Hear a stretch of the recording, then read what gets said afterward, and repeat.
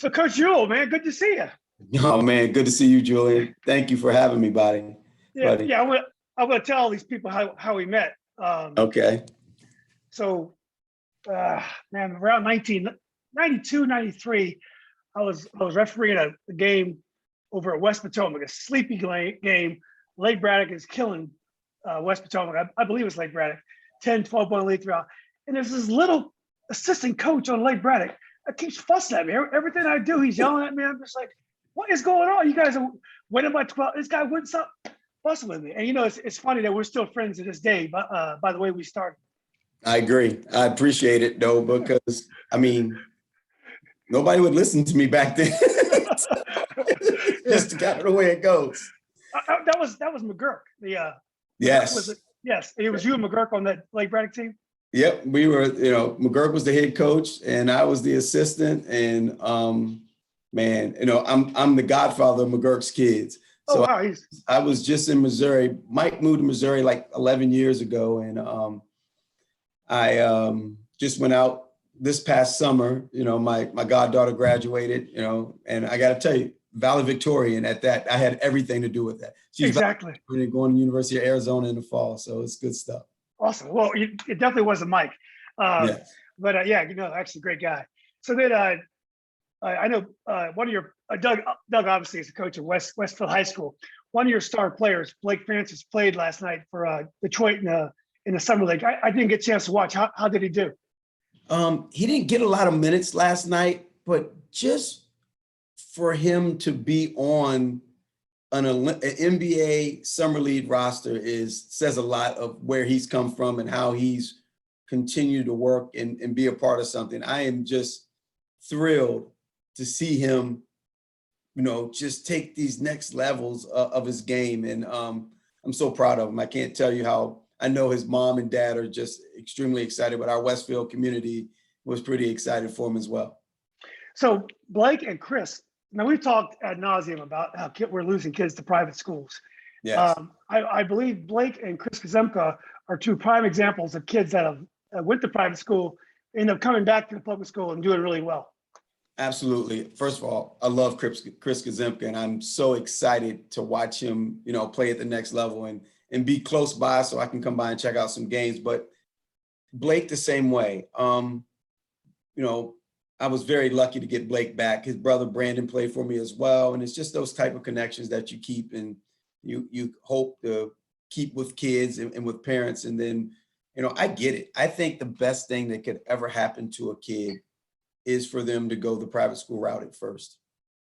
I think that sometimes, Julian, when they come straight to you from public school, you're so scared to lose them that you put them on the varsity as a freshman, and you may not be able to elevate their game the way that their game needs to elevate for them to play at the next level. I think that sometimes going to the private school, let's be honest, most of them have better talent than we do.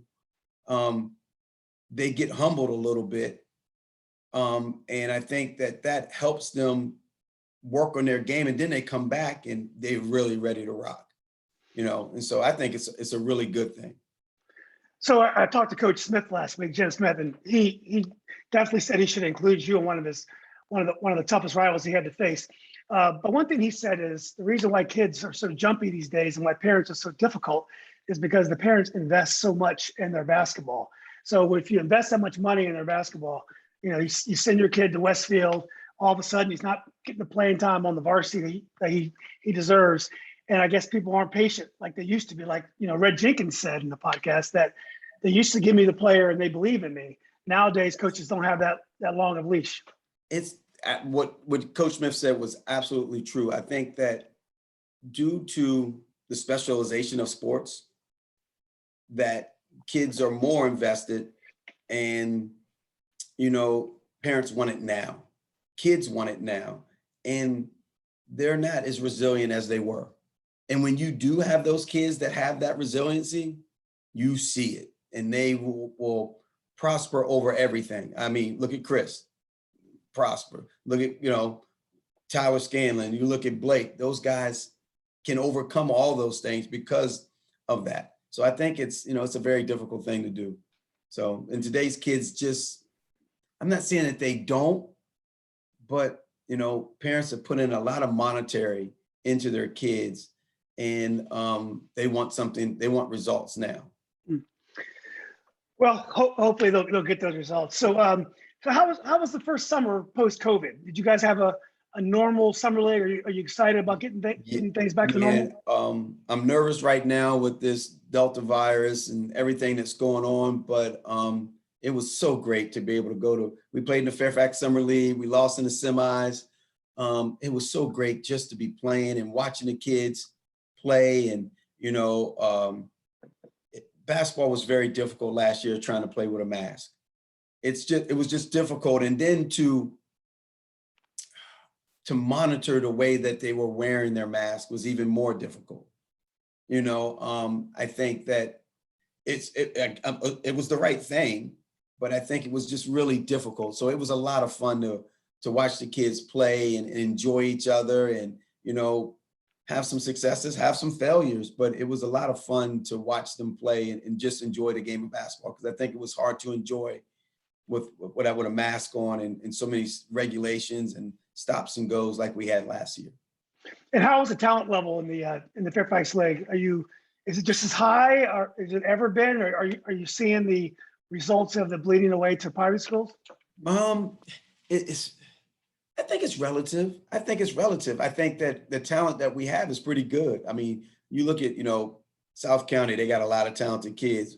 Wakefield's got a lot of talented young kids. Fairfax has got some talented young kids. But I think it's okay. I think the talent is talent. The thing is that back in our days, people didn't have offensive skill the way they have offensive skill. These kids, they shoot the three like it's amazing. It's just scary. Their ball handling is so much higher level than what we were dealing with even 5 years ago. So their skill set has improved, which makes you have to allow more, which is different. Would you say like the kids nowadays, obviously the three-pointer is a big part of the game. Do you think a lot of kids shoot it like Jividen or Whittick, or it's just more kids can shoot it well? Which would you say is more the case? I don't know if they shot as well as Jividen or Whittick. Those kids was like water. I mean, Chris could really, really shoot the basketball, but I don't think Chris and Jividen could do it off the dribble the way these guys do it off the dribble. And the allowance of it is different.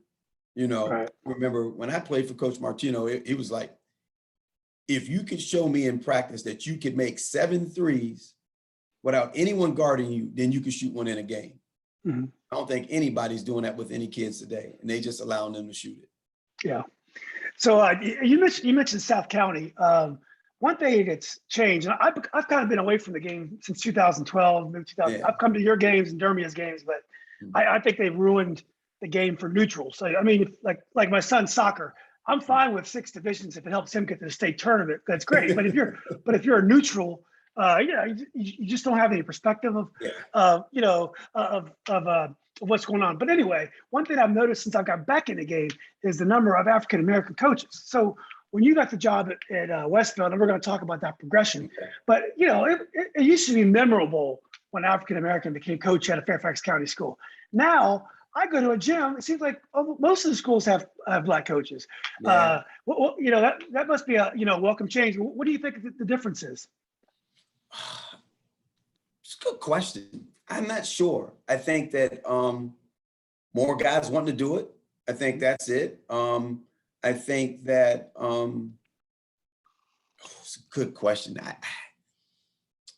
I think there's a lot of belief. I mean, I don't think it's like we've gone through this, we've gone George Floyd, this and that, and then we're only going to hire Black coaches. I don't think that's the case. I think that more Blacks have applied, more Blacks are ready. I think that, AD's, like, hey, let's give this guy a chance. So, I mean, it's great though. I can tell you that it's neat. And it's deserving. The guys that got the jobs, they deserve the jobs and they're doing a great job with it. Yeah. So I was talking with Red about Will Jones, and you may not know Will because Will was a Robinson legend. That was memorable when he got the job at Robinson, a Black guy getting the job at Robinson, because there wasn't that many African Americans even in that area. But nowadays, again, Black guy gets the job. I think, one thing you talked about is there's a comfort level in giving a young Black coach, a chance. Well, Julian, I laugh because when you got outside the Beltway, and some people in our region, even still to this day, even though the region's kind of split, basketball didn't exist outside the Beltway unless you were at South Lakes. And Coach Bird, really outside the Beltway, he was the only Black coach. And so, as a kid, as a young, trying to be a basketball coach, trying to be a football coach, we idolized Coach Bird because we wanted to be that because it wasn't very many Black coaches outside the Beltway. Mm-hmm. And so, myself, Coach Bird, I don't know too many that have been really outside of, Kevin's done a great job at Centerville, but, we got a great young guy at Chantilly now, but we haven't had a lot. So it's definitely different. And so, and you write about the splitting of the region. We got to do better. We have to, we're losing attraction. And, I've heard it from everyone on the podcast, how the regional Final Four used to be at Robinson and just an amazing, amazing event. And that event has gone away. And I don't know what the answer is, but we don't have a coaches association no more. How do you have a Northern Virginia Coach Association when the region split? And different districts do different things, but we as a group have to do better. And we have to demand that. But we got to find, the right people in the administrative world who supports it as well.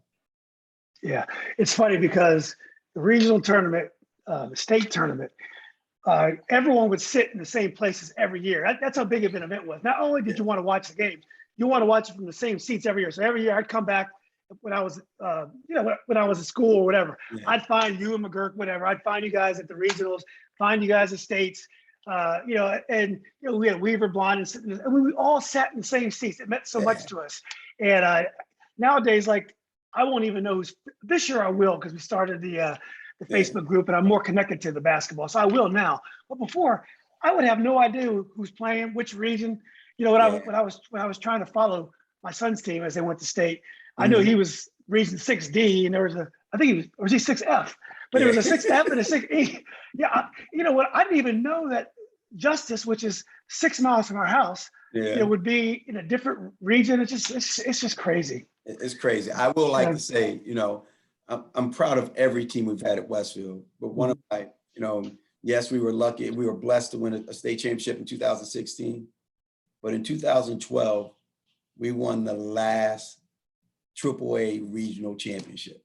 To me, I'm like, because, when I first took the job at Westfield, when I first got offered the job, the goal was simple, man. Win the region. We weren't winning no state titles. Northern Virginia wasn't winning any state titles at that time. And so, in 2004, when that opportunity came, it was just like, fellas, our goal is to make the regional Final Four, make it to Robinson or George Mason at the time, and play in that type of atmosphere. Then, if you get lucky enough, win it, and your name's in the program in the state tournament. And that was, in my first year as a varsity basketball coach, we lost to Tony at Wakefield in the regional Final Four. And I'm like, man, this is so much fun. We're going to do this again. Well, it took to 2012 to get back there. So 8 years. And it was a hard 8 years, Who did you guys play in 2012 once you got to state? We beat Edison. And here's a history question, because I don't really know the answer. In 2012, we lost the district championship game to Robinson. And a bad loss. We were up 11 at halftime and just got stumped in the second half. But I don't know too many regional championship teams that beat 3-1 seeds on their way to a regional title. And I think that they might be the only one, but I could be wrong. We were a 2 seed. We beat Wakefield at the buzzer in our first round game. Then we went to TC. We beat TC. In the regional semifinals, we beat McLean, who was a 1 seed who won the Great Falls. And then we beat Edison in the championship game. So I think it probably happened more back when there's only 8 teams in the region because like, for example, when Lee went in 81, Charlie Thompson's Lee team, Yes. I think they're only 12-8 or whatever. They didn't have a great record. So probably, I mean, they probably were a 2 seed, and there were only, generally 1 seed at that level. So I think it probably happened more a long time ago. Yeah, I don't know. I know Stewart in 96 didn't have a great record. That was the year I think Byron Hall and the Purdy years were on the team. Yeah. I think they probably had some upsets too, but it's hard to tell because first of all, I forget if the number 1 seed is the district regular season winner or the tournament winner. It's a tournament winner. Tournament winner. I think in most districts, if you win the regular season, the worst you can be is a 2 seed. Okay. Yeah. Okay. At least that was in the old days, that was the worst that you could be. I think there might be some districts now where if you're the 1 seed and you lose in the first round of districts, you're done. Yeah. So we're gonna get back to your basketball upbringing, but one thing I was talking about Red Jenkins about and other guys about is how much of a celebrity they were, and Wendell Bird was too. You mentioned him earlier. When you walk around now being a varsity coach at Westfield, do you feel like a celebrity when you walk into a restaurant? People come over and recognize you and want to talk, or what is the mood like for a coach at a big school these days? I think it's very similar. If you ask Tony Bentley the same question, I bet he would give the same answer. Because Tony grew up in Arlington. I grew up in Centerville, which at that time there was no Centerville High School, there was no Westfield High School, so it was only Chantilly. And so when you grew up in the community where you coach and teach, you have a lot of people that live in the community that see you on a regular basis and they just call you coach. Yeah. I don't know if it's definitely not no celebrity status, but it's definitely, hey, coach. And you do, like, if I go to Wegmans by myself, it's a good 20 minutes, even if I go grab a couple things. But if I go with the wife, she can make it faster because she'll be like, let's move. Do you enjoy that? Do you enjoy the fact that people? I do. I love to communicate. I love talking to people about kids and their growths and what the season's going to be like next year and this year and in the past. So yeah, I do. Like I know I'm getting off topic. Yesterday, I took my younger son, who's going to be a rising 9th grader, over to Sean Glennon's house. Sean called me up and says, hey, I got a pool in the backyard. And so when you come over and hang out in the pool. So we did. But it's so great to live in a community where you grew up, and some of your players now still live in the community or close by, that you can hang out with them and enjoy. That's a lot. Now, I assume Sean must be Mike Glennon's brother. Yes, and I've been on the last month. My oldest son plays travel baseball at a pretty high level, kind of like your son on the soccer side. So for the last month, I've been on the road. I've been to Hoover, Alabama, to Georgia, to Greensboro, to back to Greensboro.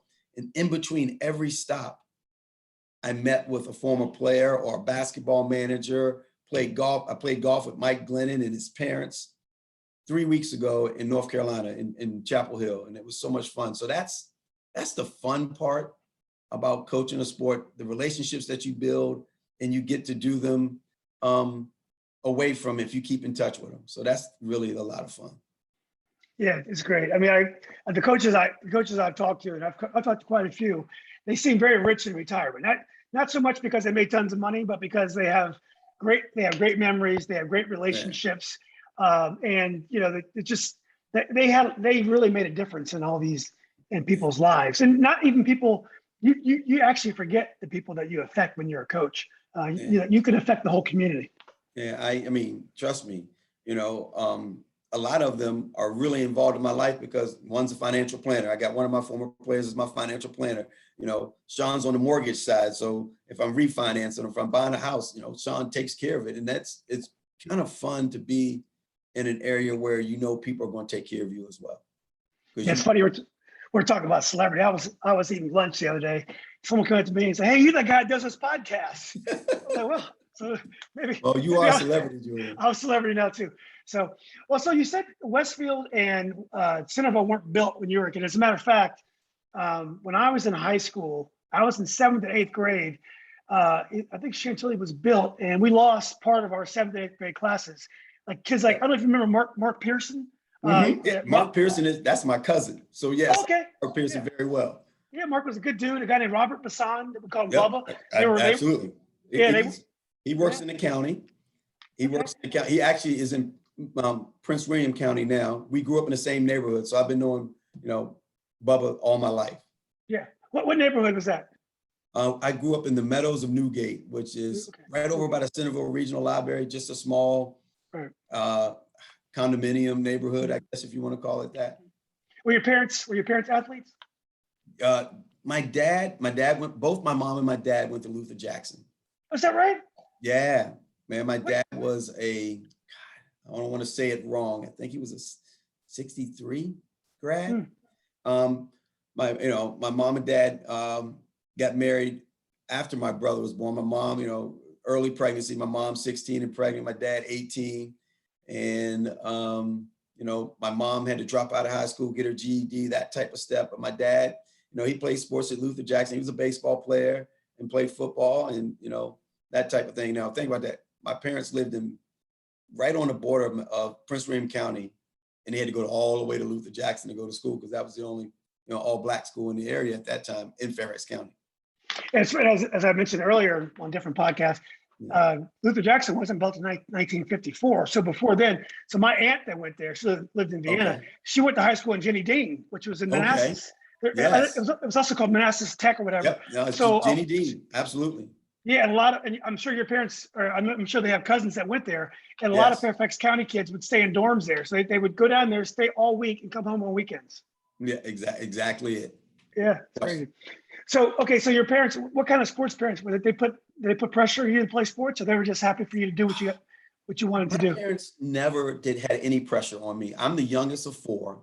My brother, who I have my oldest son's name is Cliff, and he's named after my brother Clifford.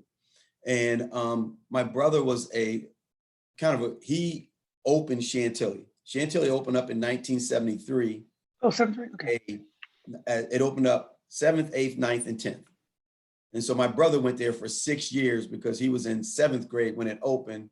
And then they did away with 7th grade and they had 8th, 9th, 10th, 11th, and then 9th, 10th, 11th, 12th. My sister, Tariq Milanel, she went to Robinson for 2 years for middle school and then went to Chantilly. Okay. Because Rocky Run opened up in 1985, I think. And, so, I mean, again, my history is right here.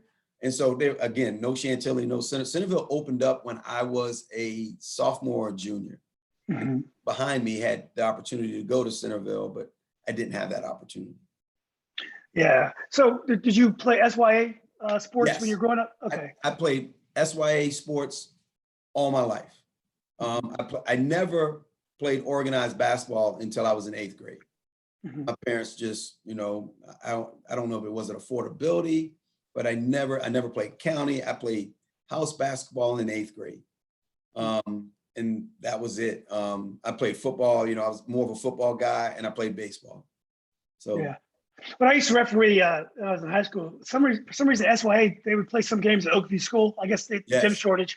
So I used to referee some SYA games even as a young guy. So did you play travel for us? Did they have travel basketball? Yeah, we had travel. But I never played. Never played travel. So when you went to high school, were you confident of a basketball career, or you were just kind of a multi-sport athlete? I was just a multi-sport athlete. Basketball was definitely by far my worst sport. Right. Okay. But so, when I got to high school, it was Martino's second year at Chantilly, and Chantilly is rich in history with basketball. With your interview with Coach Smith, I remember it before Coach Smith, and then Coach Smith just took it all over to a different level. But Chantilly was always very, very good in basketball. David Herbsters, those guys, Mike's, God bless him, losing my mind a little bit. But we had some really talented kids, and it was a lot of fun at that time. And it was crowded because there was nothing else going on. So basketball games were really a lot of fun. When I played, they had a really nice guard. I think his name was Dwayne Crupper or Dwight. Yes. Crupper. Yeah. Coach Crupper was the basketball coach before Coach Martino took over, and Dwayne Crupper could ball. He could really, really play. So that was, he's still around. He coached Coach Bird's summer league team for a long time. Yeah. And Dwayne. That's right. Yeah, I see him pretty regular. So it's kind of fun. So did you play football, basketball, and baseball at Chantilly? I did. I played all 4 years of high school. It was a lot of fun, but I mean, as my high school basketball career, I played freshman. I had a really good freshman year. I had an unbelievable coach my sophomore year. What's his name? Stan Meadows. And Jim Smith talked about him in his podcast. And we all thought that Coach Meadows was going to get the job when Coach Martino left. But Coach Meadows was just an amazing, amazing coach. His demeanor, him and Coach Martino inspired me to be a coach. Really did. And it was a lot of fun.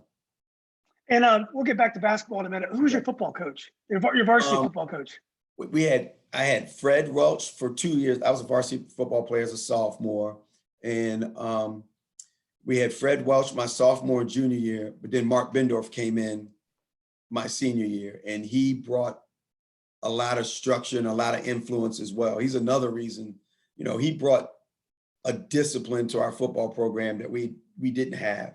And we had a really successful year my senior year, in which, it was, I thank him for that, because he brought a lot of discipline in my life when I probably didn't have a lot of discipline. What position did you play at Chantilly? I was a receiver in high school, and then I played quarterback my senior year. Okay. And so, it was a lot of fun. It was a lot of fun. So what exactly did you learn from Bendorf that you could use today? I know discipline structure. Are there things that he taught you that you implement today, or is it just Well, Coach Bendorf was really, really structured. Everything was on the clock. I mean, everything, and everything was a competitive drill. So if you ask me, what I got from him was competitive drills every day. And to this day, we try to make our drills really, really competitive. We rarely run sprints in practice. I think it's like one of the useless things to do is to run. Like if we're gonna run dribbling a basketball. We're gonna do something, but we are not just running. And then from Coach Martino, he was, the master of the motion offense. And it was relationships and motion offense, which he brought to the game, and relationships. His relationships with us, even to this day, I played golf with him a couple of weeks ago, and relationships was his protege and his thought process of the motion offense. And you just try to add on to it your own, wrinkles. I also thought of Martino as being a good game coach. Could he make good adjustments, or he seemed like he was able to motivate his team for the big moment? Yes, one of the things that I got from him was believe in your players and what they want to do. So a lot of times in life, he would, hey, to the seniors, like to Russell and John Havey and Chris, what do y'all want to run? Because he understood that if you allow them to help make a decision, that they're going to make it work more than the one that you want. The one that they may not believe in as much, they may not do as well as the one that you get them to invest in. So one of my favorite players from Chantilly is Russell Payton. Yes. For many reasons. First of all, when he was talking trash about Grant Hill, that enabled me to get the Grant Hill interview. So I owe Russell forever. But as a ball player, Russell was so clutch. Yes. He was so loose. He definitely wasn't fast. He wasn't tall. Even though he did grow late. He actually he got 6'1", 6'2" by the time he got to college. He wasn't the best outside shooter, but he was just a guy that would deliver. He was just a winner. Yes. Everything that you just said about Russell is spot on. Russell is such a determined person in life. Like we talk all the time. We probably talk once every 2 weeks on the phone, and he's on my Huddle account. So he gets all my games, and he cuts it up and asks me questions and does this and does that. He is such dedicated to his work, to his family, and his work ethic on the basketball court's amazing. And I'll make sure this is clear, man. One day he's gonna get in that Hall of Fame at Chantilly. That Chantilly fame needs Russell there, man, because he is, he deserves it, first of all, and second, I mean, he's just an inspiration.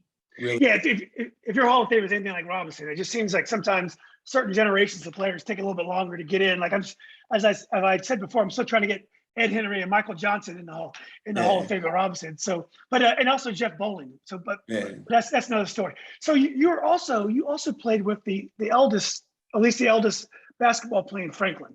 Now, Darryl was the player of the year in the Washington Metropolitan area, which is an amazing achievement. Awesome player, had a great career at American. Derek was a big time scorer. He had kind of a bigger guy than Darryl. Also all Met. Went to Boston University. I think he came back to Mason, or he came back locally. Also a great player. Darryl was different. Darryl wasn't a big scorer, but he was a great athlete. What was Darryl? I'm sorry, Dwayne. What was Dwayne like to play with? Yeah. Man, let me tell you something. And I love the Franklins. I love Darryl and I love Derek, but Dwayne could really, really play.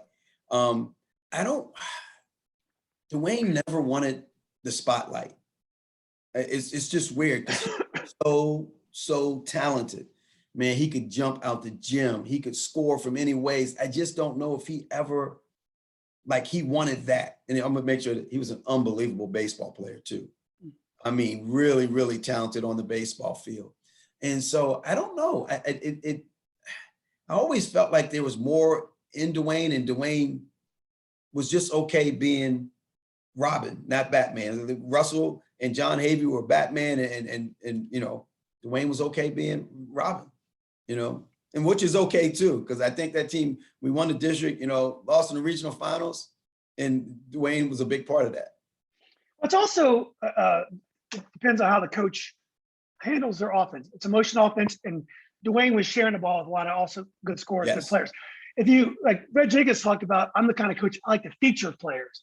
If you're if Dwayne was in a situation where he was featured and he was expected to score a lot and shoot a lot, it might have been different if he had the same talent level his brothers did. But that wasn't what Martino was doing, at least my recollection at the time. Not at all. It was, I guarantee that group in '89, I guarantee that there was, every night, they probably all averaged 10 points a game, but every night one of them would go for 25. John Havey would go for 18, and Russell would go for 18, and then the Chris Whitticks would hit 3 threes and hit a couple free throws, and that's how they would get. I bet you there were numerous nights where they had 5 guys in double digits. Wow. That balanced. I was just thinking, it just occurred to me, you were talking about Derek Franklin in baseball, and you were a baseball player. Can you imagine if we were born 20 or 30 years later? Like Chris Warren was a great baseball player. Yeah. All these guys who played basketball and football, all these guys would have been baseball players in the 40s and 50s. They all would have been, they would have all been great players. But it's just so funny, none of them played baseball. Yep, I agree. You're so right. Yeah. My son plays baseball, and I'm like, and I've never encouraged him to play football. He's not a bad basketball player. He can shoot it, but he just loves baseball, and he just is gravitated to him, and he enjoys it. So, okay, so I think your sophomore year was the year where Chantilly beat South Lakes in the regionals, and that was the year that Russell was talking about, that in the locker room they were sharing the locker room, and so you probably weren't there. You probably weren't there. No, I was there. I was there for that. Yes. So did it happen or what? I don't know if there was crying in the locker room, but I can only tell you about the escalation and the excitement of our school, of Chantilly, finally getting over the hump and beating South Lakes. So if there were tears involved, I don't remember. I know that there was a lot of hurt feelings. Right. And there was a lot of shock throughout the region that night, for sure. And that was the year you guys lost to Lee in the semifinals, right? Correct. And Lee beat you pretty sound. Yes. So you guys probably weren't quite ready for that stage. No, yet. we were a year away, as you can see, a year away, because obviously we went to the regional finals the very next year. But yeah, we were a year away. Russell and them, they did a great job. I mean, Mike Brown could play, and Mike Brown, put that team on his back and said, "Let's go." So but we just did some things that year that was really neat. And not that I was on a JV team, but just watching that group grow as a year went. Coach Martino had that group. I mean, they were, when I say connected, that group was really, really connected. And they beat most teams due to the connection, not because they were individually more talented. So you lost to Bill Courtney on Lee, and Lee, he became a 20-point a game scorer in college. Did you see? I mean, I grew up with Bill, and I'd never seen a kid progress like Bill. But did you see that those kind of numbers in his future when you saw him play in high school? I tell you what, I watched a lot of Bill's games, and especially with him playing with Russell at Bucknell, he could shoot it. So people that can score the basketball, there's always a place for you. And he could flat out score the basketball. And he used his size so well. As you know, he had a big butt, man, and he used it to separate himself from people and get things that he could do. So it's been fun. It's actually been fun to watch Bill's progression through the college coaching world as well. He is he's a local guy through and through. So if you need something, call him because he'll help you out, which is fun. Yeah. So let's get back to your junior year. So your junior year is you guys haven't had a magical run to state. Yes. And that was the year, I believe, where you and South Lakes got to the final. Yes. And as Grant made clear on the podcast, Yeah. they beat your butt 4 times that year. They did. But if you go look at those games, I guarantee if you took those 4 games, I bet we lost by a total of like 11 points. Every game, every night was tight. But, Grant could overcome. I will tell you, when I was a freshman, I went to watch South Lakes play WNL, Washington Liberty now, in the district championship. And I was Jerome Scott was running the point. The game was tied. And I'm watching the game, and Jerome's at half court, and I'm watching the clock, and it's just counting down 5, 4. And I'm like, what is going on here? And he just throws an alley-oop, and out comes is Grant Hill, dunking the basketball to win the game as a freshman. And I was just in awe. Wow. It was just, and I'm like, wow, we got to deal with this for the next 3 years. Yeah. It was a lot of fun. Yeah, but the good news is the way South Lakes defends, they don't help a lot on defense. Well, Wendell Bird is very much a coach where you guard your man. They don't do a whole lot of shell drill type defense. The reason why I know this is because when I coach South Lakes players at AAU, we used to always talk about help defense. And we like, Coach, we don't play help defense. We're supposed to stop our own man. So Martino's motion offense is perfectly suited for the way South Lakes defends. Yeah, we used to always say, which wasn't always the case, but in many cases, we used to look at our schedule and say, hey, we got South Lakes at South Lakes on a Tuesday night. We good. We ain't got them on a Friday night, because if you get them on a Friday night, you in trouble. But South Lakes at South Lakes on a Tuesday night, or them at your place on a Tuesday night, they may not be ready.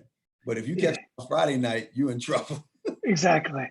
So I'm trying to remember, but in the Final Four that year, and that was the year, I guess it was Havey's senior year, Russell's senior year, your junior. I don't think Shane wasn't on that team yet, right? No, he was not. Who else did you have in that? It was, okay, Russell was at the point, Dwayne was at the 2, Chris Whittick was at the 3. We had Rich Gibson and Drew Harsh that played the 4, and they were 2. Gibson was like 6'6", 6'7", lanky, wasn't really physical, but really got it done. And then there was Drew Harsh, who was probably like 6'2", 6'3", but he was like 240 pounds and made free throws, boxed out, good passer. He was a bad Wes Unseld for us. Just really good passer, made free throws, boxed out, got rebounds. And then we had Eric Ford that came off the bench, John Stamper, and myself. Yeah, you were deep. Yeah. It was so the Final Four. Team. Oh yeah. So the Final Four was Stewart, Justice in South Lakes, Charlie Garner, Donnell White against South Lakes. And who did you guys play in the Final Four? We beat Wakefield at Wakefield. Was it West Potomac? We beat Wakefield the night before. Okay. 2 nights before, and that was like getting that win, especially for Russell. Russell being an Arlington kid, getting that closure was really, really important. So we went to Wakefield, beat Wakefield in the second round, and Coach Veldrin worked camp with us all the time, so we knew him very well, and his team was very disciplined and really, really good. But getting that win was huge for us. Yeah. Kenya Hunter, they had ballers too. They had ballers, but they were a year away as well, because they make their run the next year. So you guys go to the regionals and you lose in the finals to the South Lakes. Was that game close? Yes, it was. Again, Yeah. I think it was 4-5. It was a close game. Right. Yeah. So Grant and I talked about this, and because I made a comment that I thought one of the best teams in the history of the region was their team the year after, because then they had Theron, they Yes. had Howard Hogan, they had a freshman Joey Beard, they had a senior Grant, and they had I forgot which Harwood, but I think Quinn Harwood. I think one of the Yes. Harwoods. I think so. They had a huge team. It was definitely probably the tallest team we've ever Yes. seen, other than the two Palmer brothers. But anyway, Grant really liked the team that you guys played in the finals your junior year, which was a team with Mike Ellison, Mike Taylor, I think Chucky Gibson, I believe, Yes. Rob Robinson himself. Yeah. They weren't a big team, but that team was the most cohesive. And they also had a team, as you mentioned before, when he was young, when they had Jerome Scott. Yes. Rob was still around, but not a huge player. Yeah. Grant, and they had some older players that can play. I'm going Yeah. to lose some of the names. Which of those teams do you think was the best team in your? I think my junior year, that was their best team because they had a point guard. Mike Ellis could flat out handle it, and he could do it. His senior year, Grant had to dominate the ball so much. I mean, had Hogan could shoot the lights out, but he wasn't creating his own space and things like that. So I think Grant was more off the ball as a junior than he was as a senior. So I could see why he thought that group was better. Right. Okay. So you guys lose the state, close game, but the good news is two teams go, you lose at regionals, but the good news is two teams go to state, and you guys go to state, and you guys play one of the greatest games in the history of the state tournament. You guys play against Petersburg. Petersburg has Kenny Harris. At the time, I thought he was a tremendous player, but I don't believe he had signed with North Carolina at the time. He was one of these guys that his numbers his senior year elevated. So his list of options kept growing and growing. So he wasn't selecting a team yet. And they were coached by a guy named Bill Lawson. Bill Lawson is a legendary coach. I think his son may coach now there, but he was a great defensive coach, just a great coach. And they had a great tradition. So you guys played Petersburg. I believe it was in Richmond. We played at the Robins Center. At the Robins Center. So what do you remember about that game? Well, first of all, the neat thing about it was that at that time, all games, state tournament games, were at the same place. So like, even though it was a quarterfinal game, a few years later, it was only the semifinals and the finals at the Siegel Center or the Robins Center or in Women Mary. At this time, it was all, 2-4, each region, all teams. So it was 8 teams in the quarterfinals. And we lost a heartburn. We lost a barn burner to Petersburg. And, it went to overtime. It was an overtime game, and it was 3 overtimes. Yes. It was just amazing. It was just a great game, great atmosphere. I don't ever like to say that one guy beat us, but, I think he had like 38 that game. Yeah. it was, we weren't stopping him. I can tell you that. Were you surprised? He did not have a great college career. He had a solid one. He ended up transferring, I think, to VCU. VCU, yeah. Were you when I saw him? He was one of the greatest high school players I'd ever seen. I've seen some great ones. With Grant. I saw all the great Virginia players. JJ Redick. I saw Alonzo Mourning, Terry Kirby. All these great guys. Cliff Hawkins, Ronald Curry. Yep. He was one of the greatest players I've ever seen at the high school level. Were you surprised he didn't have a greater career in the next level? Yeah, a little bit, yes. But when I say this, he was a 2 guard, and he was to me, he was like a 6'1" 2 guard, and he shot the lights out of it. But, I don't know. Kids get to college and things change and atmospheres change and, competitiveness changes. And, I don't know what happened. I was surprised that he didn't have the success at Carolina, but it's hard to have success at Carolina. But I thought he had a really decent couple years at VCU. I think VCU wasn't on the map. It was before, Capel and all those guys. So it was before that, so it's not like today where you can catch a college basketball game every night on the TV and you pick and choose what you watch. So I think he had a couple good years at VCU, but they weren't on TV. You say he's a 2 guard, and the reason why was he probably wasn't the fastest guy. His handle wasn't great, but he could throw bullet passes he could throw like 60 feet bullet passes like I've never seen. I mean, he was really impressive, and I think Dean Smith was never sold on him, and there was a reason. You know, it was like Hubert. Dean never wanted to give Hubert a chance. Didn't give him a scholarship at first. You know, didn't make him captain his senior year. He made him like try or and he never, you know, Dean and Hubert had to really work hard to prove himself at all times.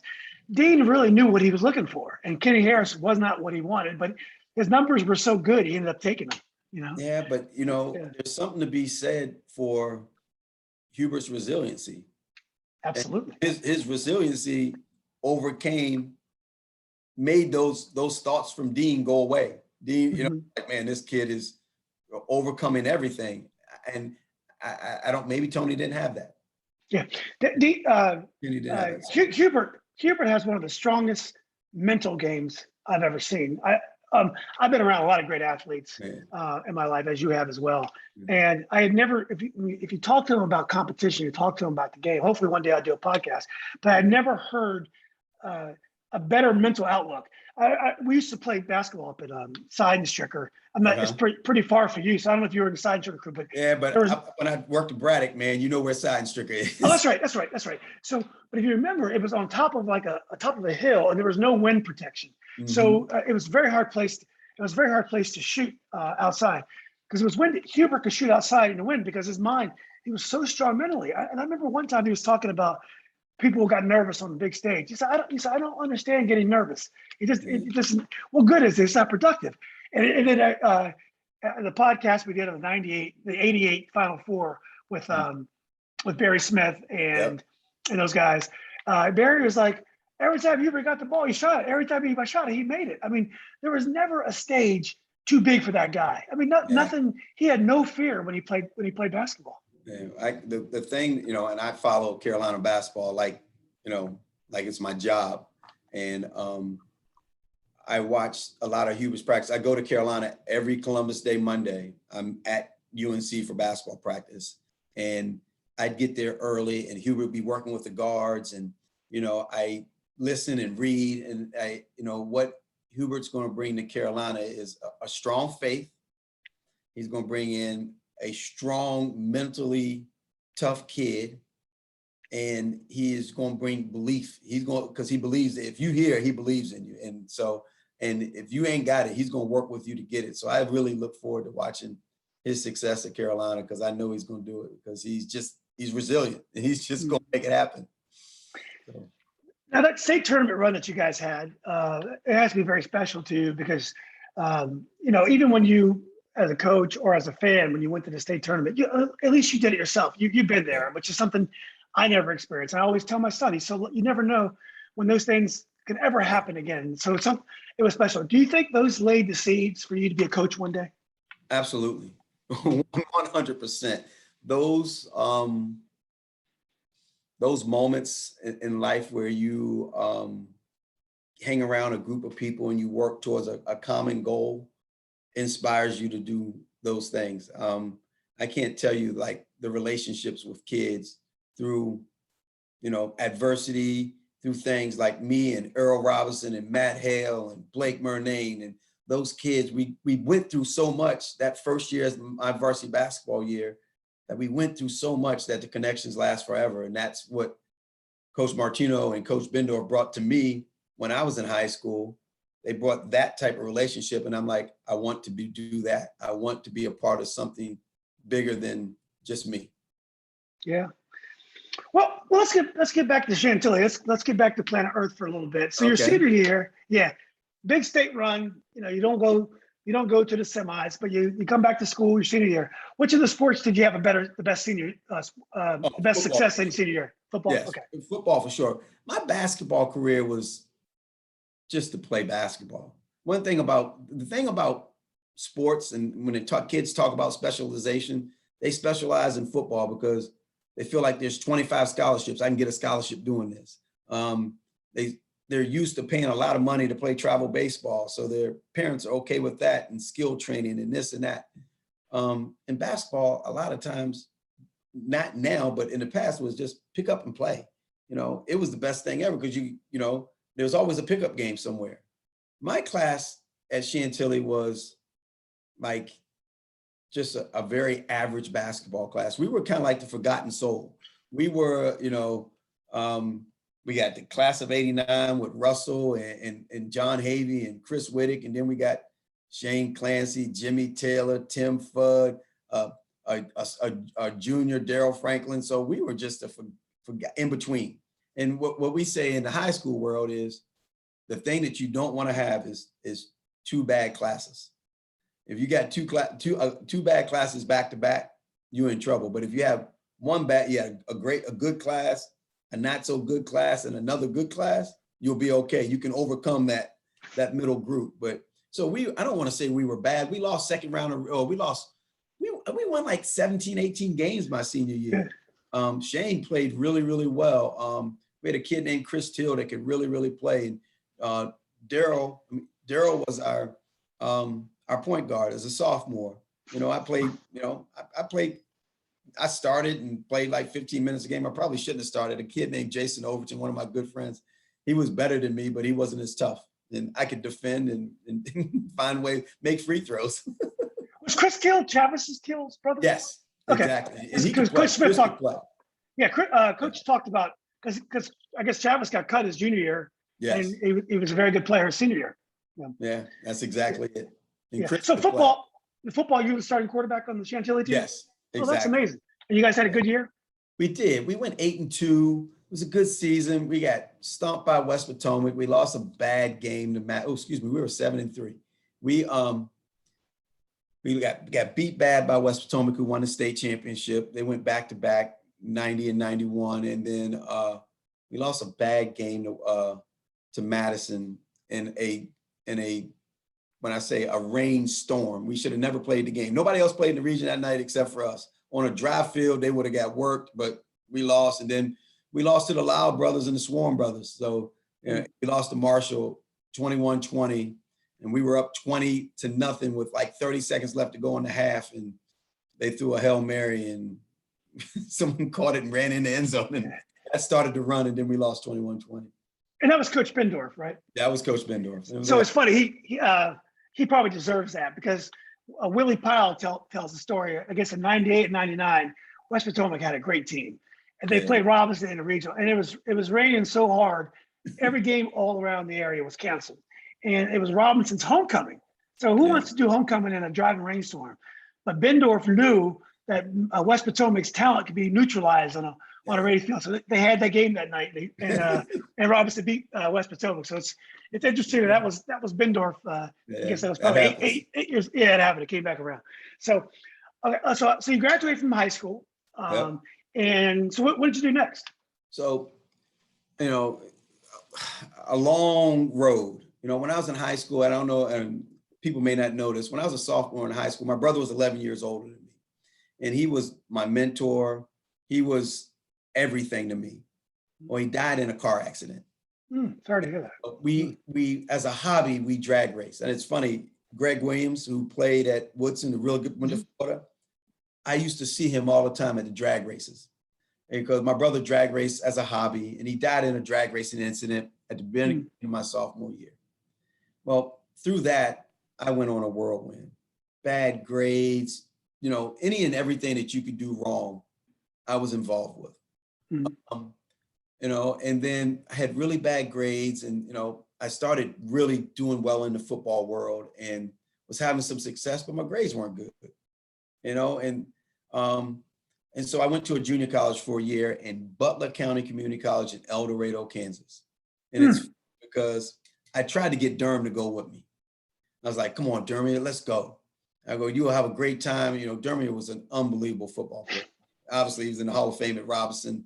He was really, really good. I will tell you, though, we beat them the first game of the season his senior year. And I still remind him of that all the time. Yeah, the two greatest athletes I've ever been good friends with are Dermy and Chris Warren. And Dermy is just on the same level as Chris in terms of athleticism. I would agree with you 100%. Yeah. And so I went to junior college for a year at a place called Butler County Community College, and it was eye-opening to me. And the only thing I ever did from that day on was like, I got to graduate from college. I don't want to come back. And I transferred to Newberry College in Newberry, South Carolina, which is Division II football school. Played there, had a lot of fun. It was really, really enjoyable, but I really wasn't again, wasn't concentrating on my grades. I wasn't doing the things that I needed to graduate, to stay on task. And so I ended up transferring to George Mason, finished at George Mason with my health, fitness, exercise science degree. And then once I transferred back to Mason, I started coaching. I coached Centerville Summer League team one summer. And then I was with Tony Dews and Mike Johnson and all those guys. I did that. And then, I started hooking up with Coach Martino, and I started coaching football and basketball at Lake Braddock. And I was lucky to work for, to me, the best X's and O's football coach to this day in the history of Fairfax County, Francis Dall. I worked with Francis Dall for 4 years at Lake Braddock, and then I worked with him. He became the AD at Westfield, and I worked with him and Tom Verbanek for 4 years before I took over the basketball job. Wow. So at the time, if someone asked you, would you be more likely to be a football coach or a basketball coach? What would you have said back then? I was all in on the football side of things. So I was coaching football at Lake Braddock with Coach Dall, and coaching basketball, but basketball was like the secondhand thing. It was just, for a job and to keep things busy. And so to keep myself busy and just to be around the kids. And, but again, Coach Martino, with his relationships with the kids, I was just getting more and more ingrained. Mike McGurk, we were all working together. Coach Meadows was there at the same time. And so we were having a lot of fun, but man, I was spending 80% of my time with the football program and 20% of the time with the basketball program. But then, I left. Westfield opened up, and Coach Dall was like, hey, the Centerville area better than anybody. The kids, we need you to come help start this thing. What year was that? That was 2000. Okay. So you were at Lake Braddock for eight years? I was there for 4 years. And you taught at Lake Braddock? Yeah, I taught at Lake Braddock. I was a health physical education teacher. And, I was Coach Martino promoted me from JV assistant to the freshman head coach. And that's when that's when the bug really took off. I had a great group of kids. I had a team that Bobby Siegel, who is Hubert Davis' brother-in-law. Bobby Siegel's sister is married to Hubert Davis. Bobby Siegel's son is a senior at Lake Braddock, and he can play. He can shoot it. So I had a great group of guys. I had one of the Oliverios, because you were talking about Mr. Oliverio. Me and Mr. Oliverio worked together in the PE department at Lake Braddock. Oh, wow. And Gabe. So it was a lot of fun. And so the bug started getting. And right. Then Coach Dall, we got the AD job at Westfield, and he's like, we need you to come be a PE teacher. I said, I'm on my way. I was living in Centerville, so it was perfect fit. And then Coach McKeag became the basketball coach at Westfield. And I knew of Coach McKeag from his years working with Coach Smith. But, Coach Smith and I guess coming from the Martino group from Chantilly, Coach Smith and I, we really didn't see eye to eye. And so I always knew who Coach McKeag was, but really didn't know him. I remember him as the basketball coach at Robinson, but I really didn't know him. But then I got to Westfield, and he's like, you're gonna be my JV coach. I was like, okay. And the first year we went 10-6. Then the next 3 years, my JV teams went undefeated. And Coach McKeag was, and I, to be honest with you, I started looking into basketball jobs. I was like, man, I think I really want to do this, and I never had any desire to be a football head coach. I always thought about like being an offensive coordinator, but I never had any desires to be a football head coach. It's just too many parents, too many kids, and the relationships, it's hard to be the head coach and have a great relationship with kids. And so I started having some ideas like, hey, man, I want to do this basketball thing. So I met with our principal, Mr. Rumberger. Mr. Rumberger was awesome. He hired me at Westfield, and he's like, Doug, it's hard to get this job. We're not going to hire no guy has not been a varsity head coach. And I was like, okay. thank you. You're talking about Westfield. You're talking about Westfield Yeah, now. this is at Westfield, yeah. So is It was a great, McKeag stepped yeah. down? McKeag had stepped down or something? Or Coach McKeag was applying for AD's jobs. gotcha. So I just met with Mr. Rumberger just to, and just to get what, where am I at in this thing? And it was just like, he was honest, and he's like, Doug, I'm not saying that you won't get the job, but this job is too high profile for a guy that hasn't had any varsity head coaching experience. Well, Coach McKeag, Coach Rumberger, Mr. Rumberger leaves, and Lord knows I love him for the experience. Coach Rumberger leaves and becomes the new principal at South County High School. Excuse me. He hires Bob McKeag to be his DSA, and Mike Campbell, who became the principal at Westfield. And so now the basketball job's open. And the next thing you know, Coach Dall's like, hey, Doug, we're going to interview for the basketball job. Well, we're only interviewing people in-house. I'm like, well, who else is there? There's myself, and God bless Travis Hess. And he was just like, that's that. And so I got the job. Travis was my assistant. And let me tell you something. You're talking about a guy that can flat out coach. Travis Hess can get it done. Our coaching in the county misses him. He was a really, really good coach. He coached here, then he went to Langley. Okay. Is he still at Langley? No, he is at Robinson. He is a guidance director at Robinson now. He's got great X's and O's, man.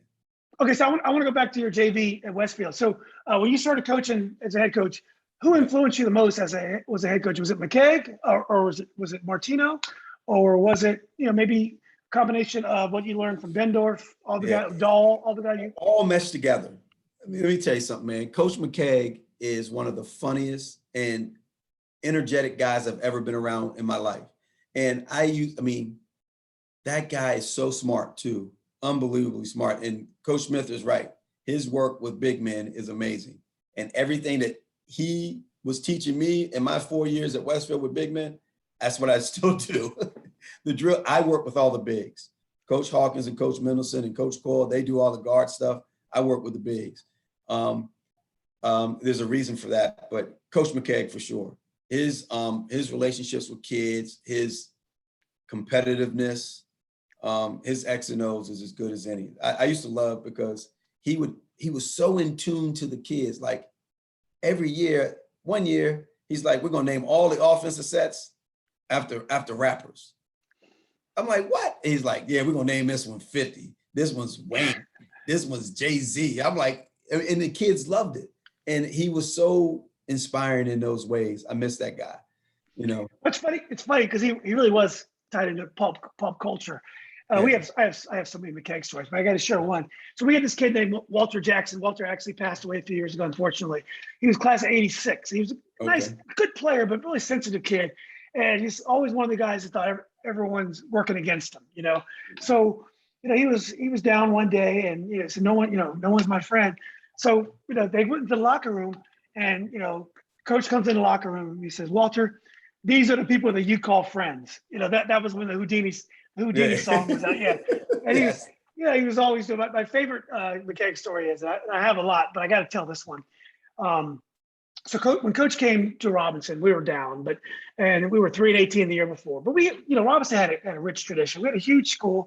So, he was going to build it back. But first thing he does is he puts some tough games on our schedule. We play spin guard. So they had Michael Graham and Sherman Douglas. It's an afternoon game. So you're these county boys who were 3-18 the year before. We're going to go play the number one team in DC at their place. I believe it's the first or second game of the year. So that was the first year we had breakaway rims in our gym, and we got them first because that's where regionals was. So we're going to have breakaway rims. So we didn't need them. We had anybody who could dunk the ball, but we still had them. So we go up to spin guard. We get off the bus. So we walk into the gym, and they have they have a beautiful gym, and they had breakaway rims. And I say, Coach, they got breakaway rims. He looked at me and says, they need them. I mean, Coach, with Coach, it was like nonstop, and they were like quick one-liners, Yeah. Well, let me tell you, Two things about Coach McKeag. What you just said is one of the things that he installed in me. No easy schedule. He didn't believe in a padded schedule at all. And so he was all about getting ready for tournament basketball. And so he was like, Doug, nobody's going to care what your record is in November, December. Nobody cares. It's what you do when you get into your district play, and you got to be able to play the best to be able to prepare for district play. So my first year as the varsity basketball coach, we go to New York and we play Christ the King. It's preseason number 5 in the country. And we go up there and we give them a riot. We lose in overtime. We were up 6. We were up 6 with, I think it was 101 left to go in the game. But we had, first time we ever played with a shot clock. They had a shot clock in New York. And if we didn't have a shot, if there was no shot clock, we put it in the oven and the game is over. But they ended up beating us in overtime. But it was just one of those, still to this day, one of the examples of Coach McKeag was like, look, man, we need to prepare for, January when we get into regular season district play.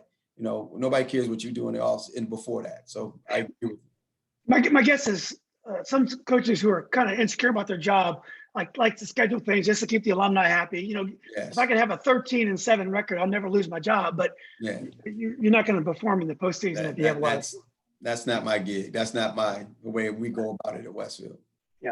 Yeah. So okay, you get the varsity job, and I think you have really good teams right away. I think the first year or two, some of your best teams you ever had. No question. Were you a different coach when you as a varsity coach than you were as a JV coach at first? I think if you ask the guys that played for me, they would tell you no. A lot of the guys that played for me my first year as a varsity coach played for me as a sophomore on my JV basketball team. Mm-hmm. And so our relationships with especially that group, Matt Hill, Earl Robinson, Blake Murnane, Michael Blighty, a freshman Mo Hubbard, Josh Richardson, we're thicker than thieves. We got a little group chat. We hook it up. I'm actually having dinner with Matt on Wednesday. Me, Matt Hale, Shane Clancy, we're all getting, Ephraim Hawkins, we're all getting together on Wednesday for dinner. So I don't think so. I was the Martino thing. We had a team where we had Earl Robinson. He could go for 25 every night. We might lose some games, but he could go for 25 every night. Matt Hale could go for 25 every night. But they were willing to take less of their self individually or scoring wise for the team success. So my first year varsity basketball team reminds me of Russell and John Havey in that group, because we had a group of guys that could go for, everybody was going for 10 and one of them was going to have 20, and that's how we're going to win the game. So is this the team that Shane said was one of the best teams ever that didn't win the regionals? Yes, okay. Absolutely. I mean, we were really, really good. We lost to a great Wakefield team in the semis, and no excuses. They had some guys that could go.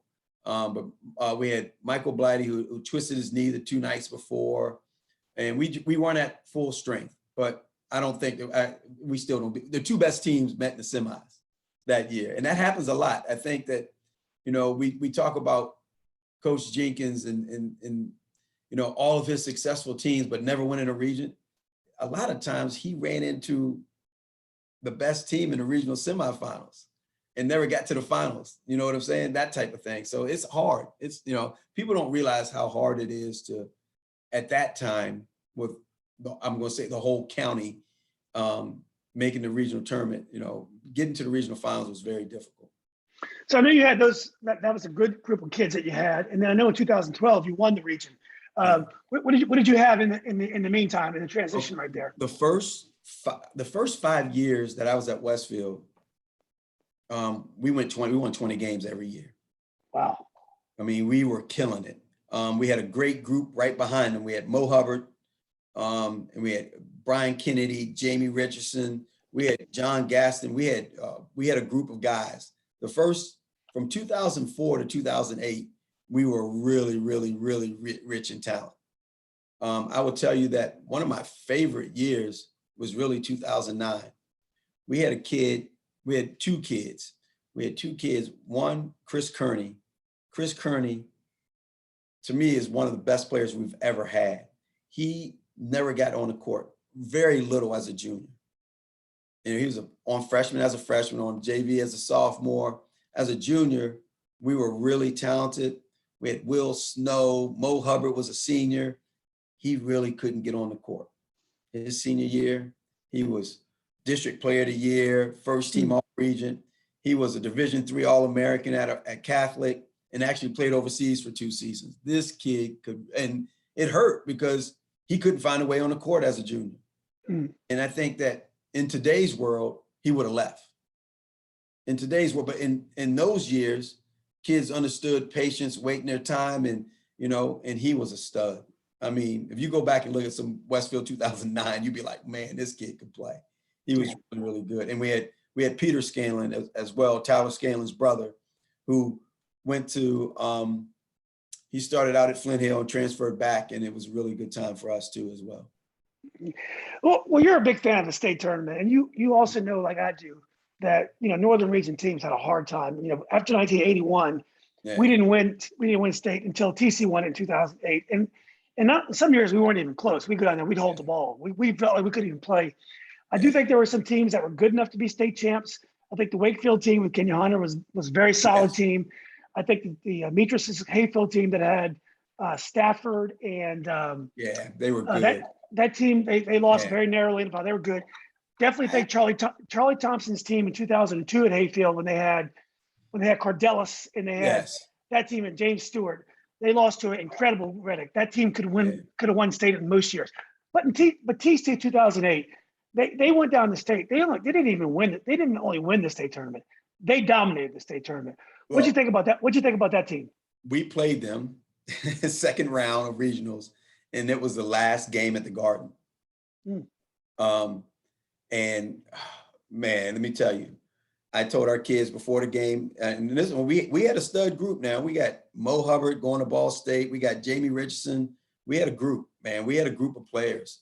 And I told those guys, I said, before the game starts, I said, fellas, if we try to get in a track meet with these guys, we're going to get beat, and we're going to get beat bad. And at the end of the first quarter, the game was 27-all. And that's a track meet. That's a track meet. And I said to them, I said, fellas, we in a lot of, they were like, they get off after the first quarter, they're like, yeah, and we were up like 27-20, and they went on a 7-point run to end this quarter 27-all. And our kids were like, yeah, let's go. We good. And I'm like, fellas, you just don't know. We in a lot of trouble. I said, I told you, if we get up and down with these guys, we can't do it for 4 quarters. We ended up losing like by 18 or 25 or something. I was like, fellas, we can't. So they were really good. They were really, really good. And they deserve what they got. I will tell you that Chantilly team that you and I were at with John Manning and that group, they were close. They just ran into, oh God, what's the kid that went to Tech and then he transferred to Florida? Oh yeah. To the pros now, plays for Dallas. Yeah. Finney Smith. Yes. Finney Smith. And because me and you were sitting there watching the game, and I'm like, whoa, Chantilly was kind of dominating the game the whole time, and then he just took over. Finney Smith just took over. And, that was Jim's year to get it done.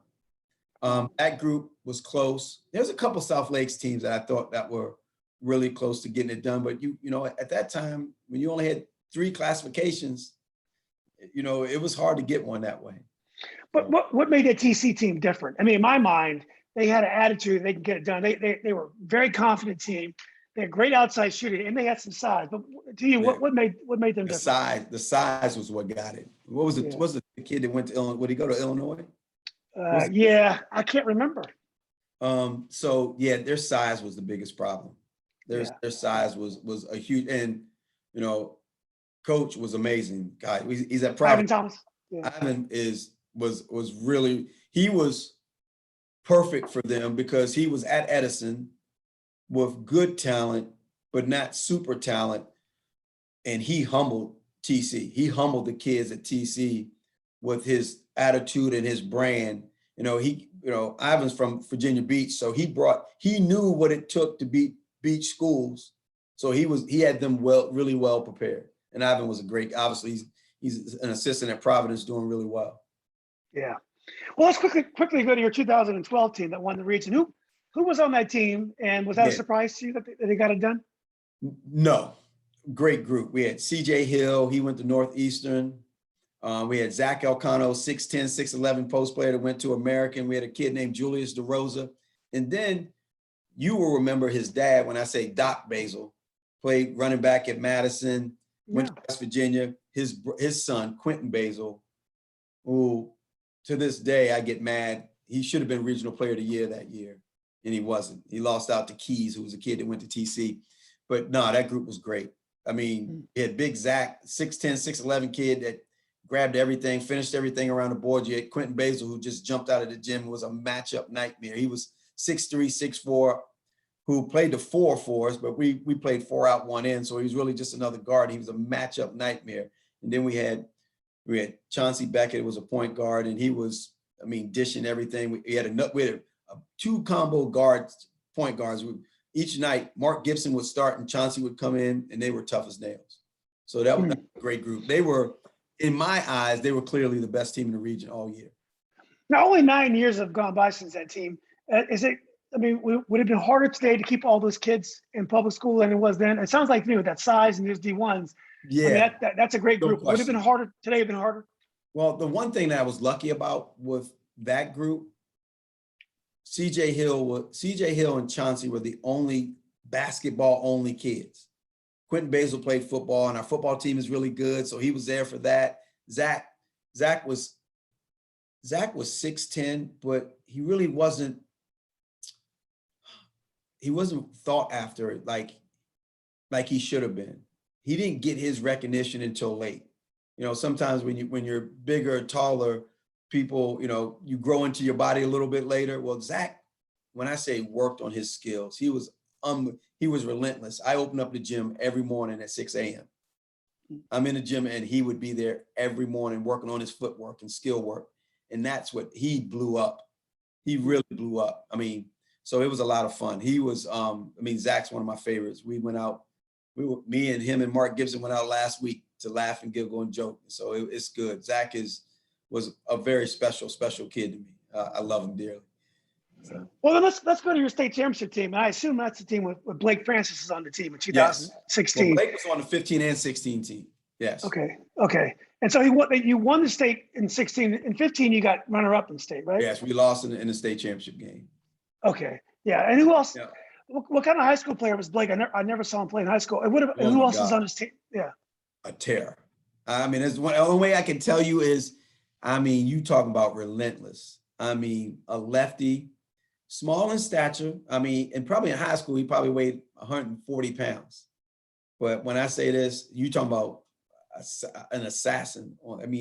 He played every game like somebody doubted him. Every game, it was amazing. I can't tell you how relentless he was every night. Every night. He wanted his name in the paper every night. Blake Francis, 25. Blake this. He wanted, and then it was like, Coach, who you got me guarding tonight? I want the best guy. If it's a guard, I want him. It's just crazy. That was him. Where would you put him if we start talking about the top 10, 20 guards in the history of Northern Virginia, Northern region, would Blake be in that conversation? I think so. I think Blake's a special kid, man. When, real quick, I had no question. But the best thing to tell you about Blake is, when Blake finished his high school career at Westfield, he had no offers. None. Very similar to Chris Kazemka thing. He had nothing. There were a lot of people that didn't like Blake because of his flashiness. He was very flashy, and he didn't see a shot that he didn't like. And I understand it because he could make every shot. And so when he graduated high school, he had no offers. He was getting ready to prep. And then Wagner came out of the blue late. It was July. It might have been it was late July. They're like, man, we got something. And he went over there. He went to New York and he killed it, And then he was just like, Coach, when he came to Westfield from O'Connell, he said to me, he goes, Coach, I'm an A-10 player. So I think his goals the whole time was, I got to get to the A10 because that's my goal. My goal was the A10. I'm an A10 guy. And, you know, it showed. I mean, he killed it at Richmond. He really did. Now, Tyler Scalen's the same way. Tyler was, you know, a nightmare. I mean, he was just amazing. So those two kids alone just, you know, brought a lot to us. Hey, as a coach, what's the toughest guy you had to coach with now, or you know, some of the toughest guys? I know you had battles, and I know your district has always been tough, and maybe it could be somebody that we're not used to hearing about. Someone maybe he's underrated for what he can do. What are some of the guys? It's funny that, you know, I wrote down a list of people that I wanted to make sure that I talked about every one of them. So, you know, I'm gonna use myself. I'm gonna take Bobby out of it because he's been coaching for so long. But like myself, Tony, Houston, Doug Craig, Mike Barbie, Dave Brooks, you know, and Kevin Roller, we're kind of in the middle because like the guys before us, you know, look at Tony. Tony took over for a legend at Wakefield. And Tony is now a legend. Bobby took over for a legend. Like I almost feel like sometimes Doug Craig, Red Jenkins, like every school that we're at that, you know, there's a legend before us and they're more important. I shouldn't say more important, but they're more ingrained and they talk about them more. You know, I look forward to the day when people talk about Wakefield and they say Tony Bentley, you know, or we talk about Chantilly and you know, it's somebody else besides Jim Smith, because I think we're kind of forgotten. I think that because the guys before us, me and Tony and, you know, Doug Craig, we kind of age up. So we remember all the old guys but I don't know if we'll be remembered the same way. I really don't. And I think part of it is the 6 divisions. Sometimes with the 6 divisions, they they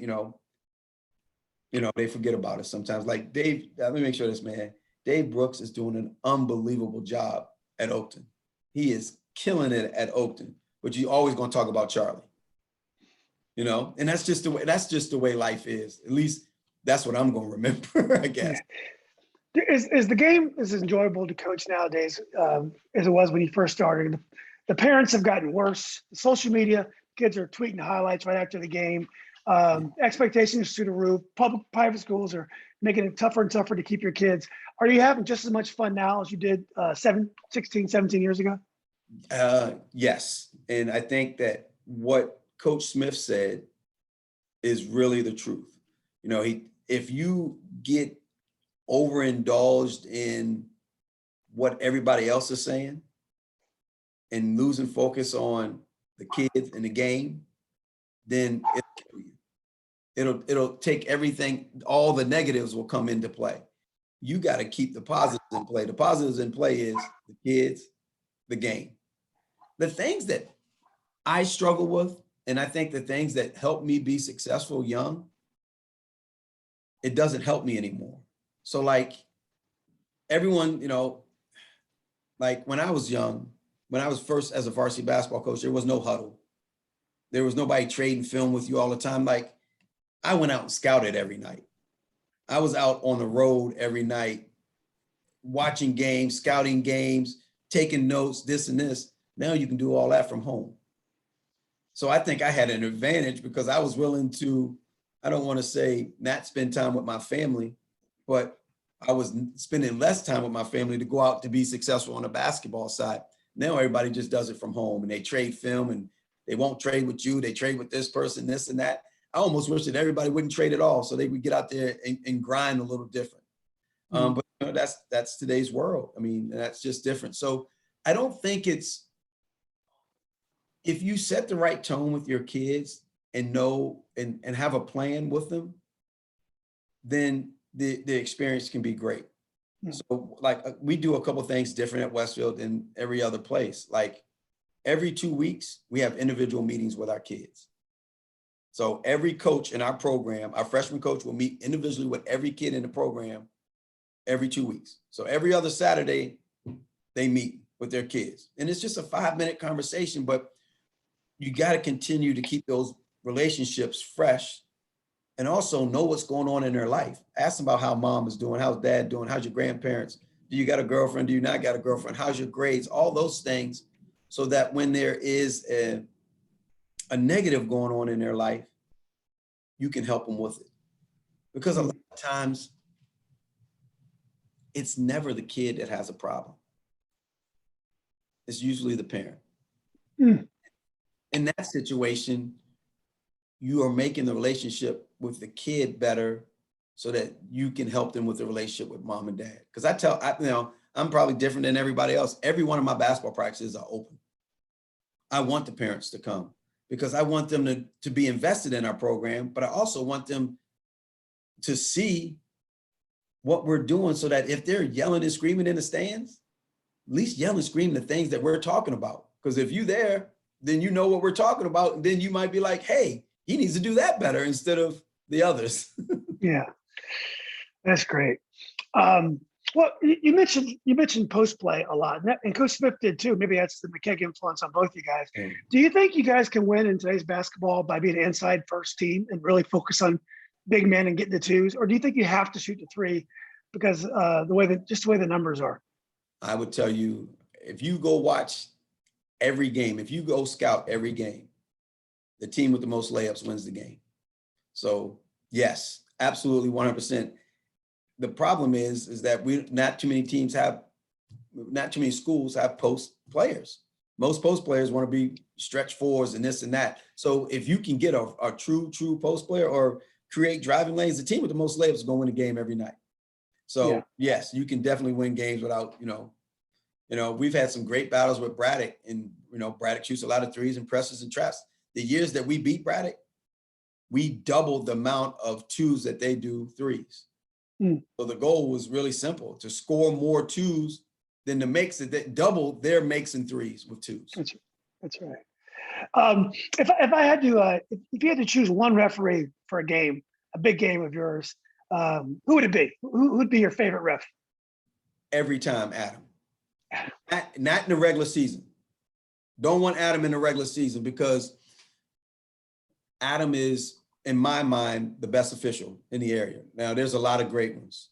Don't get me wrong. There's a lot of great ones, but Adam is the best, and in my opinion. And if you have Adam in the regular season, he probably got Adam and a couple C's. So Adam's an A with a couple C's. I want 3 B's. Sometimes Adam could have Adam and a first-year guy, and Adam's got to kind of cover up for that. But Adam every night in a playoff game, and he's the best. He's the best communicator. He's just really, really good. I feel comfortable when he's at our games. I agree too. He'd be my choice as well. He's also a good guy, which helps. So the way the county is, you could probably retire pretty soon. Do you want to coach? Do you want to coach beyond your retirement? Yeah, I think I do. There's a couple things that there's things that I still wanted to achieve. I think that, when you win a state title, it's so awesome to do and to say you won the last game. But I think people lose track of how much fun a district title is, how much a regional title. We haven't won a title since 2016. It's time for us to win a district title. It's I think that people lose track of the importance of that. I think, at Westfield, we have so much success that people are like, it's state title or nothing. And I'm like, hey, give me a district title. Those are fun too. I also always wonder, I've been at Westfield for 22 years and, I've been varsity basketball coach for 18. And I always, I would love one day to trade jobs with someone, just to see if I could coach a different style. We're a very diverse school. We're going to have some white kids, some Middle Eastern kids, some Hispanic kids, some Black kids. We're going to have it all at our school. But I've never coached at a school that was dominated with one race or anything else. And I think that maybe someday after I retire, that I will, coach at a school that maybe that's different than what I've been used to. Yeah. That interests me a lot. Yeah. Well, I tell you, Doug, I think you're right in that the newer generation of coaches don't get the respect, kind of the old guys, like the Charlie Yeah, Thompsons and Don McCool's, and obviously they deserve all the respect absolutely. that they all the joy they gave to us, all the games they won, Yeah. and so they deserve everything they get. But I really think, with your record, you won 20 games numerous times, great relationship with your kids, and you won a state title. You keep doing what you're doing, you're going to be in every single conversation as one of the greatest coaches around, just because the record doesn't lie. So, you Well, keep doing what you're doing, keep helping kids out, and it sounds like you're having a great time doing it. I am. I tell you, I'm really looking forward to the next couple of years. We got a really good young group. For the first time in my life, I know it's going to be very difficult, but I'm going to coach my son.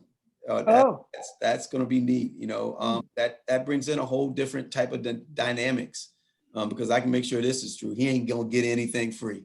Everything he gets is earned, but it'll be a different type of thing. My wife misses a lot of games because she's at their games or this. I'm gonna have a kid on the freshman team. I'll have a kid on the varsity team. So that's it's a great. neat experience for the Ewell household. I do love it. I will say I'm really blessed. The one thing about Westfield that's unique, and I know we're running long, we got an unbelievable AD. We got a brand new principal. But our football team, and we've been open for 22 years, 2 coaches. Our basketball program, 2 coaches. Our baseball program, 2 coaches. And so there's something about Westfield that makes people want to stay.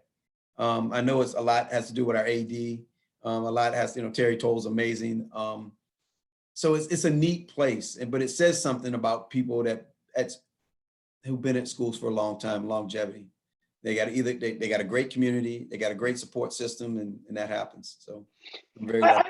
I would also think, without knowing the Westfield people like you do, you got a great location. So you can live further out where it's a little bit less expensive, even though everything is expensive.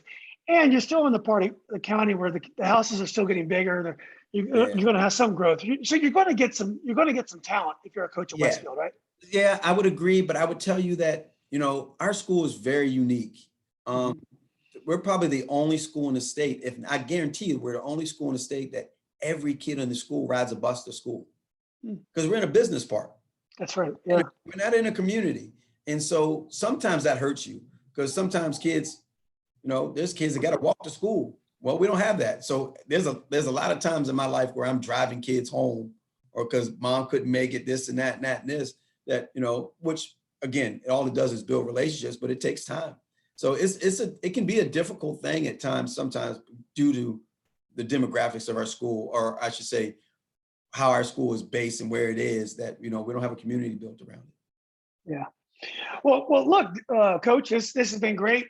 Great information here. Great reminiscence. I love talking about the old games. You're a guy. You are as big a fan as I am, which is saying a lot. I mean, there's not many people out there that love the northern region and the history of the region. Also, basketball all across the state as you and also McGurk. I mean, we were definitely junkies. Julian, first of all, thank you for what you're doing, man. You are bringing the history of Northern Virginia basketball back, which is really, really important, and giving us a voice. I think that our voice has been lost a little bit with the separation of regions and things like that. There's a lot lost, and you're bringing it back, and the photos and the reminiscing. And I'm not a huge Facebook guy, but I love to read. So I read and look, and me and Shane Clancy, we're going to get together on Wednesday night, and we're going to discuss all this. We're going to discuss every team, and Daryl Branch, we talk about it all the time. Yeah. And that's a guy that you need to talk to about history, because that guy is got a lot of history too, and it's a lot of fun. And I thank you so much for what you're doing, because it really does mean a lot and bring back great memories for us. It does, because it's funny. A lot of private school folks like to try to get in and post some stuff, and why don't you open it up? And it's funny. I have nothing against private school, but this belongs to us. This is our history, and you went to private school, you did great, and that's a choice. It's a good choice people can make, and it's available to you. But this belongs to us, so we can enjoy it, and we can elevate the game and the people we want to elevate. Yeah, please don't allow them. I respect them and I love them, but it'll overshadow the public school side of it. And so please don't. I would appreciate it. Yeah, this is about us. This is about the people that stayed in the public schools. So, Absolutely. yeah. Okay, coach, this is great. Let's go out and get some lunch sometime before the school starts back All up. right, man. I appreciate you. Love you. Thank you very much. Okay, you too, bud. Appreciate it. All right, Doug. Take care. Bye-bye. All right, man.